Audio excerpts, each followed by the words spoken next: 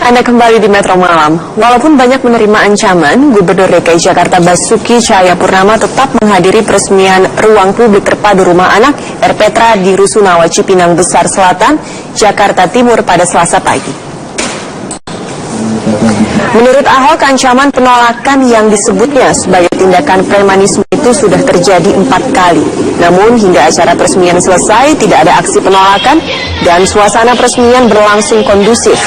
Ahok justru menantang pihak provokator untuk mengirimkan calon gubernur terbaik untuk berkompetisi dengannya pada Pilgub DKI 2017 mendatang. Mencoba gertak-gertak saya atau mengancam apapun di Republik ini. Kalau Anda mengancam Ahok silakan pribadi, tapi saya ini gubernur. Kalau nggak suka dengan saya sebagai gubernur, silakan kirim calon melawan saya. 15 Februari 2017. Itu baru namanya beradab, bukan pengecut. Apalagi menjual agama, suku, dan ras.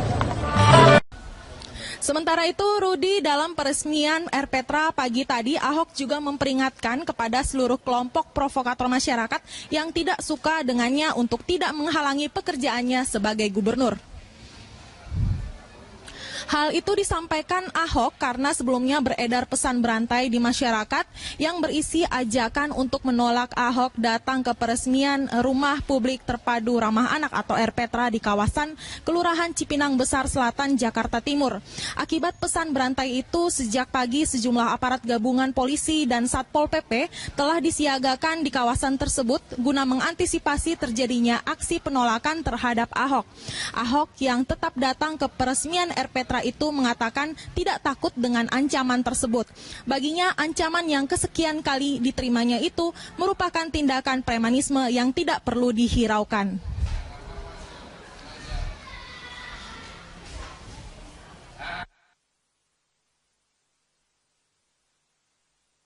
Ya, saya kan bukan Ahok, saya kan gubernur.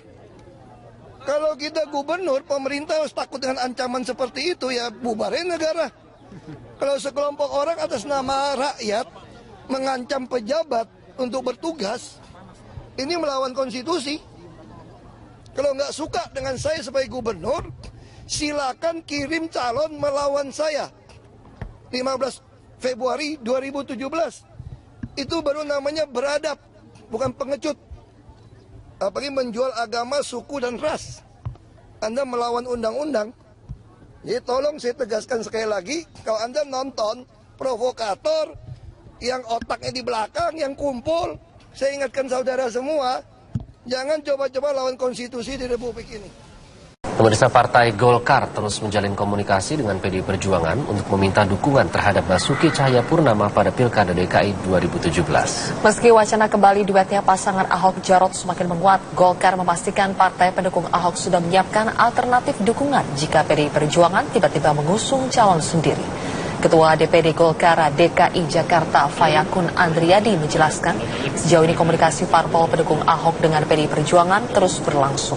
Partai Golkar dan 2 partai lain terus membuka pintu komunikasi jika ada partai lain yang ingin bergabung. Fayakun berharap bergabungnya partai lain akan lebih memudahkan Ahok untuk memenangkan Pilgub DKI. Hanya saja, Fayakun mengungkap bahwa dukungan parpol harus dinyatakan melalui surat dukungan seperti hal yang dilakukan oleh 3 partai sebelumnya. Golkar dan partai pendukung Ahok pun tidak khawatir jika PDI Perjuangan berubah sikap di detik terakhir jelang pendaftaran. Pasalnya, Ahok sudah memperoleh dukungan 3 partai yang memenuhi kuota pencalonan melalui jalur partai politik. Enggak, udah memenuhi kan dari sisi administrasi minimal 22 kursi, kami sudah 24 kursi. Kemudian dari sisi kesiapan independen juga 1 juta KTP sudah pernah dikumpulkan. Jadi sekarang teman Ahok dan 3 parpol sudah bersama-sama. Dan kami tetap membuka diri. Ayo siapa yang mau gabung, mau gabungnya pakai heboh atau gabungnya mau nggak pakai heboh, silahkan aja. Masih ada waktu sampai dengan hari pendaftaran, kita buktikan di hari pendaftaran.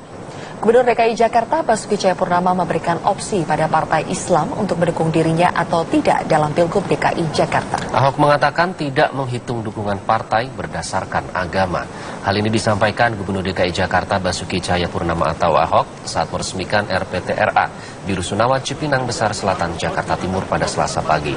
Ahok menjelaskan ia hanya menawarkan kinerja yang baik sebagai ajakan kepada partai Islam untuk bergabung mendukung dirinya dalam Pilgub DKI Jakarta. Ahok yakin jika selama ini dirinya bekerja sebagai gubernur DKI dengan baik, maka baik partai bernafas Islam maupun partai nasionalis tetap akan mendukungnya.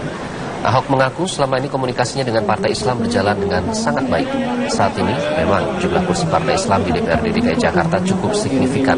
PKS memiliki 11 kursi, P3 memiliki 10 kursi, PKB memiliki 6 kursi, sementara PAN hanya memiliki 2 kursi. Saya kira kita tidak ada membedakan partai Islam non-Islam. Saya hanya menawarkan kalau Anda merasa saya bekerja dengan baik, dengan jujur, saya tawarkan Anda mau ikut dukung saya atau tidak. Kalau Anda tidak mau dukung saya, silakan cari lawan saya. Saya semua teman, saya semua komunikasi teman. Saya juga tidak suka berpartai, berpolitik itu menghitung pakai partai Islam, non-Islam atau agama. Kita kembali lagi di Dialog Bingkai Berita Metro Pagi. Saya masih bersama Bang Burhan. Bang Burhan, tidak hanya Ahok yang mendeklarasikan ke arah partai, namun akhirnya Gerindra sudah memutuskan untuk mendukung Sandiaga Uno. Seberapa besar hal ini akan menjadi potensi ancaman begitu dari Ahok? Memang kalau didasarkan riset pada hari-hari ini, terutama sebelum Sandiaga Uno secara resmi didukung oleh Gerindra, meskipun kita tidak tahu ya apakah sebagai cagup atau cawagup, karena memang kesempatan atau kemungkinan ke arah sana masih terbuka. Nah, kalau kita lihat sebelumnya memang Sandiaga Uno belum punya potensi untuk menjadi rival yang cukup kompetitif buat Ahok. Bahkan kalau kita lihat sebenarnya di antara nama-nama yang sudah muncul, itu relatif nama seperti Risma yang punya potensi cukup kuat. Mengapa? Pertama, dia belum dikenal secara maksimal di DKI Jakarta. Maklum, karena dia wali kota Surabaya. Betul. Tetapi ada sekitar 60% yang kenal Risma. Nah, dari 60% yang kenal Risma, itu 84% suka.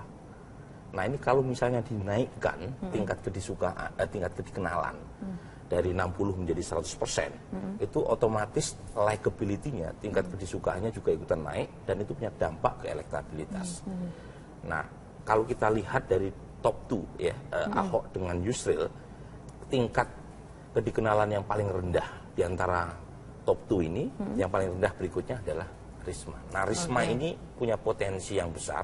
Masalahnya siapa yang akan memberikan tiket kepada Risma untuk maju. Pertanyaan kedua, apakah Risma mau? Gitu. Jadi dua pertanyaan ini saya kira masih menunggu. Nah, kalau misalnya dalam politik kan nggak ada yang tidak mungkin ya. Mungkin saja loh Risma dengan Sandi di paket. Kemudian disokong oleh PDIP pula begitu. Selama ini memang santer terdengar seperti itu. Ya, ada kemungkinan ke arah sana. PDIP sendiri tentu merasa terhormat karena bagaimanapun Risma adalah kadernya, gitu ya. Saat yang sama juga akan membentuk semacam koalisi anti Ahok. Jadi sebenarnya Ahok juga punya kepentingan untuk mendapatkan tiket. Jadi harus koalisi yang seperti itu yang bisa kuat untuk menyaingi Ahok begitu menurut Bang Burhan. Kalau misalnya tidak ada koalisi besar yang bisa melawan Ahok dengan dukungan dari basis mobilisasi partai yang kuat seperti PDIP, saat yang sama juga tidak punya tokoh yang kredibel untuk melawan Ahok, saya kira ya kita sudah tahu siapa yang akan menang gitu. Baik. Nah, dengan segala dinamika yang ada saat ini, menurut Bang Burhan apa yang akan menjadi kendala Ahok saat pemilihan nanti? Yang paling besar adalah gini, setiap calon petahana dari riset yang kita lakukan, kita punya data lebih dari 1.000 survei pilkada sejak tahun 2005, dan data yang menarik buat kita adalah setiap petahana semakin mendekati hari H itu biasanya kecenderungannya turun elektabilitasnya. Mengapa demikian? Karena tadi calon secara definitif sudah ada, kemudian juga calon petahana pada dasarnya sudah investasi politik, bekerja untuk kepentingan elektabilitas sebelumnya. Mengapa? Karena dia sudah bekerja secara real gitu ya. Tapi kan makin mendekati hari H, serangan politik semakin besar, mobilisasi partai yang tidak mendukungnya juga semakin besar. Nah, karena itu dengan modal 69% approval rating, tapi tidak seluruh mereka yang puas terhadap kinerja Ahok ini bisa ditransliterasikan, bisa diterjemahkan dalam bentuk suara, maka ini jadi tantangan buat Ahok.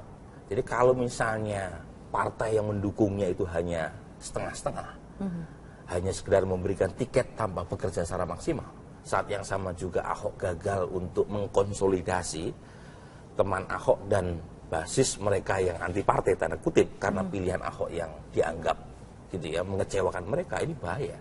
Jadi saya selalu memberi semacam peringatan karena selama ini kan kesannya seperti terlena oleh angin surga. Karena semua jalur dia bisa begitu. Persis, tunggu dulu karena kalau misalnya approval rating di atas 80%, tingkat kedikenalan, kedisukaan juga maksimal seperti kasus Risma hari ini di Wali Kota Surabaya ketika kemarin maju di 2015. Abdul Azhar Anas di Banyuwangi, Nurdin Abdullah di Sulawesi Selatan ya di Bantaeng, itu mungkin bisa menang tanpa bekerja keras.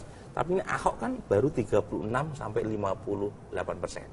Artinya belum cukup maksimal. Dan belum Anda cukup ingat safe gitu ya. Betul. Dan Anda ingat Lizia, ada Undang-Undang Nomor 29 tahun 2007, Undang-Undang Pemerintahan Khusus Daerah Ibu Kota Jakarta yang mensyaratkan bagi pemenang pemilu di DKI Jakarta itu di atas 50% plus 1. Artinya ini lex spesialis beda dengan Undang-Undang Pilkada yang menangnya pluralitas sederhana. Jadi bukan hal yang mudah untuk mencapai kemenangan. Oke, nah kita ke partai-partai lain yang belum menentukan pilihan. Menarik untuk membaca arah jalur mereka juga nih Bang.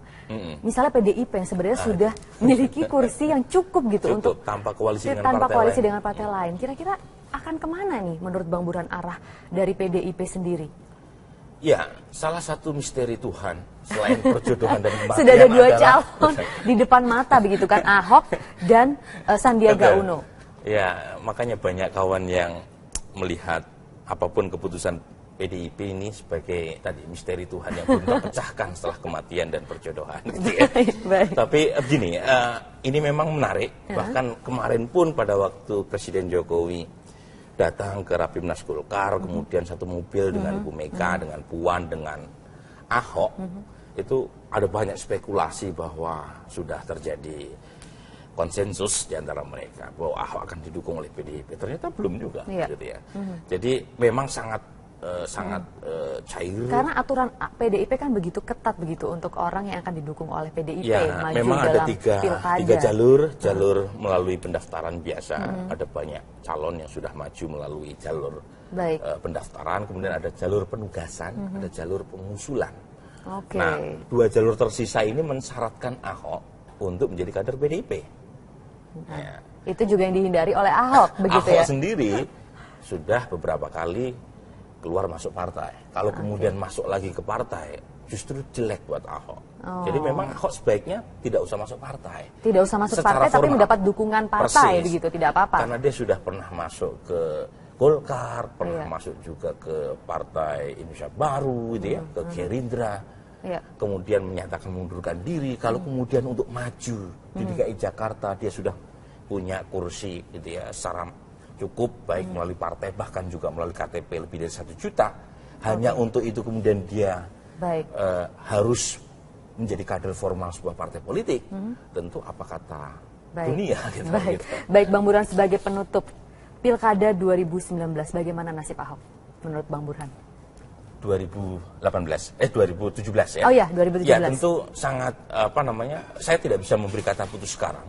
Tapi kalau kita lihat sekarang jelas Ahok masih calon terkuat. Sepanjang nama-nama potensial yang tadi saya sebut itu belum muncul. Dan belum mendapatkan dukungan resmi dari partai. Dan juga belum tentu menyatakan mau gitu ya. Nah, karena bagaimanapun kans Ahok untuk menang di Pilkada tahun depan itu sangat ditentukan semata-mata bukan oleh Ahok saja, tapi juga oleh lawannya. Nah, mereka yang selama ini mengkritik Ahok dengan keras di media sosial, itu seringkali hanya mengkritik Ahok, tetapi tidak menawarkan calon alternatif. Mereka fokus pada menyerang Ahok, tetapi tidak menawarkan siapa calonmu. Nah, kalau kemudian calon yang muncul masih seperti yang kita potret di survei-survei Ya, tentu saat saja ini? peran atau kemungkinan Ahok untuk menang besar. Masih besar. Masih Baik. besar. Jadi, masih aman tapi tetap harus waspada. Persis, karena Seperti tadi itu ya? pertarungan jauh dari selesai, Baik. pertarungan bahkan belum dimulai. Betul. Baik, terima kasih Bang Sama-sama. Burhan untuk Sama-sama, waktunya Liza. di studio kami, dan pemirsa Metro Pagi masih akan kembali tentunya dengan informasi lainnya. Usai jeda berikut. Sampaikan Gubernur DKI Jakarta Basuki Cahayapurnama atau Ahok saat meresmikan RPTRA di Rusunawa Cipinang Besar Selatan, Jakarta Timur pada Selasa pagi. Ahok menjelaskan ia hanya menawarkan kinerja yang baik sebagai ajakan kepada Partai Islam untuk bergabung mendukung dirinya dalam Pilgub DKI Jakarta. Ahok yakin jika selama ini dirinya bekerja sebagai Gubernur DKI dengan baik, maka baik partai bernafas Islam maupun partai nasionalis tetap akan mendukungnya. Ahok mengaku selama ini komunikasinya dengan Partai Islam berjalan dengan sangat baik. Saat ini memang jumlah kursi Partai Islam di DPRD DKI Jakarta cukup signifikan. PKS memiliki 11 kursi, P3 memiliki 10 kursi, PKB memiliki 6 kursi, sementara PAN hanya memiliki 2 kursi. Saya kira kita tidak ada membedakan partai Islam non-Islam. Saya hanya menawarkan kalau Anda merasa saya bekerja dengan baik, dengan jujur, saya tawarkan Anda mau ikut dukung saya atau tidak. Kalau Anda tidak mau dukung saya, silakan cari lawan saya. Saya semua teman, saya semua komunikasi teman. Saya juga tidak suka berpartai, berpolitik itu menghitung pakai partai Islam, non-Islam atau agama. Kita kembali lagi di Dialog Bingkai Berita Metro Pagi. Saya masih bersama Bang Burhan. Bang Burhan, tidak hanya Ahok yang mendeklarasikan ke arah partai, namun akhirnya Gerindra sudah memutuskan untuk mendukung Sandiaga Uno. Seberapa besar hal ini akan menjadi potensi ancaman begitu dari Ahok? Memang kalau didasarkan riset pada hari-hari ini, terutama sebelum Sandiaga Uno secara resmi didukung oleh Gerindra, meskipun kita tidak tahu ya apakah sebagai cagup atau cawagup, karena memang kesempatan atau kemungkinan ke arah sana masih terbuka. Nah, kalau kita lihat sebelumnya memang Sandiaga Uno belum punya potensi untuk menjadi rival yang cukup kompetitif buat Ahok.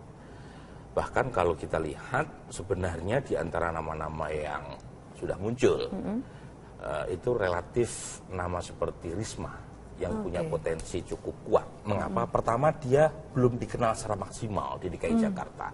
Maklum, karena dia wali kota Surabaya. Betul. Tetapi ada sekitar 60% yang kenal Risma. Nah, dari 60% yang kenal Risma, itu 84% suka.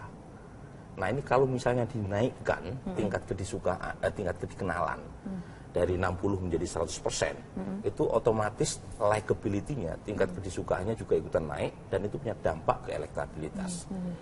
Nah, kalau kita lihat dari top 2 ya, Ahok dengan Yusril, tingkat kedikenalan yang paling rendah di antara top 2 ini, yang paling rendah berikutnya adalah Risma. Nah, Risma ini punya potensi yang besar. Masalahnya siapa yang akan memberikan tiket kepada Risma untuk maju. Pertanyaan kedua, apakah Risma mau? Gitu. Jadi dua pertanyaan ini saya kira masih menunggu.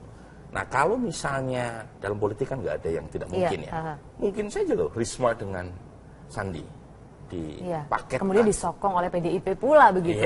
Selama ini memang santer terdengar seperti itu. Ya, ada kemungkinan ke arah sana. PDIP sendiri tentu merasa terhormat karena bagaimanapun Risma adalah kadernya, gitu ya. Saat yang sama juga akan membentuk semacam koalisi anti Ahok. Jadi sebenarnya Ahok juga punya kepentingan untuk mendapatkan tiket. Jadi harus koalisi PDIP yang seperti itu yang bisa kuat untuk menyaingi Ahok begitu menurut Bang Burhan. Kalau misalnya tidak ada koalisi besar yang bisa melawan Ahok dengan dukungan dari basis mobilisasi partai yang kuat seperti PDIP, saat yang sama juga tidak punya tokoh yang kredibel untuk melawan Ahok, saya kira ya kita sudah tahu siapa yang akan menang gitu. Baik. Nah, dengan segala dinamika yang ada saat ini, menurut Bang Burhan apa yang akan menjadi kendala Ahok saat pemilihan nanti? Yang paling besar adalah gini, setiap calon petahana dari riset yang kita lakukan, kita punya data lebih dari 1.000 survei pilkada sejak tahun 2005, dan data yang menarik buat kita adalah setiap petahana semakin mendekati hari H itu biasanya kecenderungannya turun elektabilitasnya.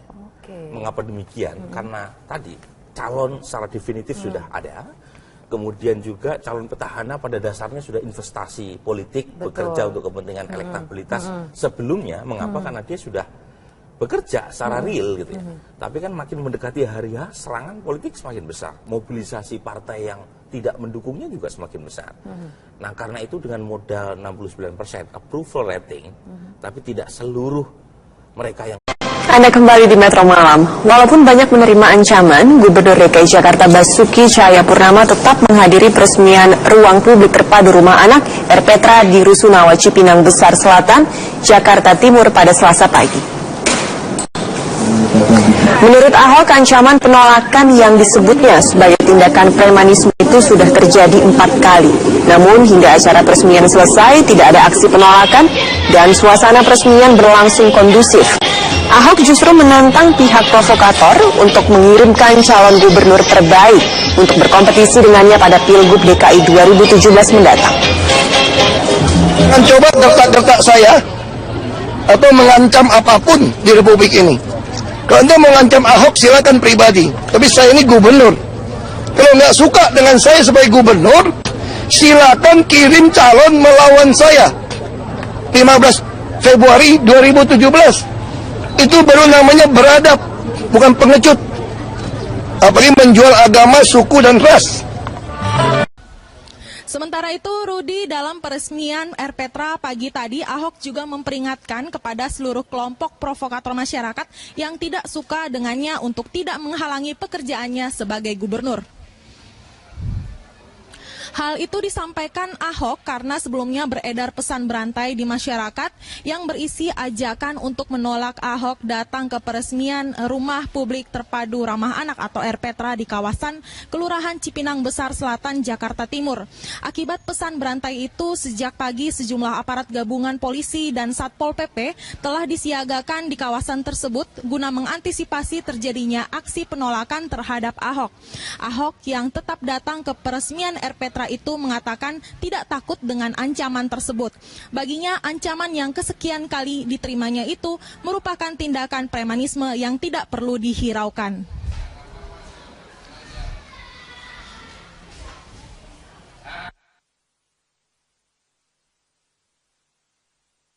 Ya, saya kan bukan Ahok, saya kan gubernur. Kalau kita gubernur, pemerintah harus takut dengan ancaman seperti itu, ya bubarin negara. Kalau sekelompok orang atas nama rakyat mengancam pejabat untuk bertugas, ini melawan konstitusi. Kalau nggak suka dengan saya sebagai gubernur, silakan kirim calon melawan saya. 15 Februari 2017. Itu baru namanya beradab, bukan pengecut. Apalagi menjual agama, suku, dan ras. Anda melawan undang-undang. Jadi tolong saya tegaskan sekali lagi, kalau Anda nonton provokator yang otaknya di belakang, yang kumpul, saya ingatkan saudara semua, jangan coba-coba lawan konstitusi di Republik ini. Pemirsa, Partai Golkar terus menjalin komunikasi dengan PDI Perjuangan untuk meminta dukungan terhadap Basuki Cahayapurnama pada Pilkada DKI 2017. Meski wacana kembali duetnya pasangan Ahok Jarot semakin menguat, Golkar memastikan partai pendukung Ahok sudah menyiapkan alternatif dukungan jika PDI Perjuangan tiba-tiba mengusung calon sendiri. Ketua DPD Golkar DKI Jakarta Fayakun Andriadi menjelaskan, sejauh ini komunikasi parpol pendukung Ahok dengan PDI Perjuangan terus berlangsung. Partai Golkar dan dua partai lain terus membuka pintu komunikasi jika ada partai lain yang ingin bergabung. Fayakun berharap bergabungnya partai lain akan lebih memudahkan Ahok untuk memenangkan Pilgub DKI. Hanya saja, Fayakun mengungkap bahwa dukungan parpol harus dinyatakan melalui surat dukungan seperti hal yang dilakukan oleh 3 partai sebelumnya. Golkar dan partai pendukung Ahok pun tidak khawatir jika PDI Perjuangan berubah sikap di detik terakhir jelang pendaftaran. Pasalnya, Ahok sudah memperoleh dukungan 3 partai yang memenuhi kuota pencalonan melalui jalur partai politik. Enggak, udah memenuhi kan dari sisi administrasi minimal 22 kursi, kami sudah 24 kursi. Kemudian dari sisi kesiapan independen juga 1 juta KTP sudah pernah dikumpulkan. Jadi sekarang teman Ahok dan 3 parpol sudah bersama-sama. Dan kami tetap membuka diri. Ayo siapa yang mau gabung, mau gabungnya pakai heboh atau gabungnya mau nggak pakai heboh, silahkan aja. Masih ada waktu sampai dengan hari pendaftaran, kita buktikan di hari pendaftaran. Gubernur DKI Jakarta Basuki Cahayapurnama memberikan opsi pada partai Islam untuk mendukung dirinya atau tidak dalam Pilgub DKI Jakarta. Ahok mengatakan tidak menghitung dukungan partai berdasarkan agama. Hal ini puas terhadap kinerja Ahok ini bisa ditransliterasikan, bisa diterjemahkan dalam bentuk suara, maka ini jadi tantangan buat Ahok. Jadi kalau misalnya partai yang mendukungnya itu hanya setengah-setengah, hanya sekedar memberikan tiket tanpa bekerja secara maksimal, saat yang sama juga Ahok gagal untuk mengkonsolidasi teman Ahok dan basis mereka yang anti partai tanda kutip karena pilihan Ahok yang dianggap gitu ya mengecewakan mereka, ini bahaya. Jadi saya selalu memberi semacam peringatan karena selama ini kan kesannya seperti terlena oleh angin surga. Karena semua jalur dia bisa begitu. Persis, tunggu dulu karena kalau misalnya approval rating di atas 80%, tingkat kedikenalan, kedisukaan juga maksimal seperti kasus Risma hari ini di Wali Kota Surabaya ketika kemarin maju di 2015, Abdul Azhar Anas di Banyuwangi, Nurdin Abdullah di Sulawesi Selatan ya di Bantaeng, itu mungkin bisa menang tanpa bekerja keras. Tapi ini Ahok kan baru 36 sampai 58%. Artinya belum cukup maksimal. Dan belum Anda cukup ingat safe gitu ya. Betul. Dan Anda ingat Liz ya, ada Undang-Undang Nomor 29 tahun 2007, Undang-Undang Pemerintahan Khusus Daerah Ibu Kota Jakarta, yang mensyaratkan bagi pemenang pemilu di DKI Jakarta itu di atas 50% plus 1. Artinya ini lex spesialis beda dengan Undang-Undang Pilkada yang menangnya pluralitas sederhana. Jadi bukan hal yang mudah untuk mencapai kemenangan. Oke, nah kita ke partai-partai lain yang belum menentukan pilihan. Menarik untuk membaca arah jalur mereka juga nih Bang. Misalnya PDIP yang sebenarnya sudah memiliki kursi yang cukup gitu untuk tanpa koalisi dengan partai lain. Kira-kira akan kemana nih menurut Bang Burhan arah dari PDIP sendiri? Ya, salah satu misteri Tuhan selain perjodohan dan kematian sudah ada dua calon di depan mata begitu kan, Ahok dan Sandiaga Uno. Ya, makanya banyak kawan yang melihat apapun keputusan PDIP ini sebagai tadi misteri Tuhan yang belum terpecahkan setelah kematian dan perjodohan. Gitu ya. Tapi begini, ini memang menarik. Bahkan kemarin pun pada waktu